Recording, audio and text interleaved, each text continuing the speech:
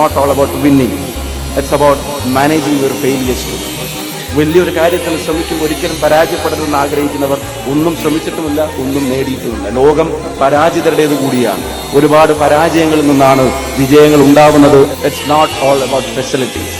അത് സൗകര്യങ്ങളുടെ മാത്രം പ്രശ്നമല്ല. I strongly believe it's about the passion which you possess for something. നിങ്ങൾ ഒരു കാര്യത്തിനോട് വെച്ച് പുലർത്തുന്ന ഒരു പാഷനാണ് ഈ കാലഘട്ടത്തിൽ നിങ്ങളെ വിജയിപ്പിക്കുന്നത്. It's not all about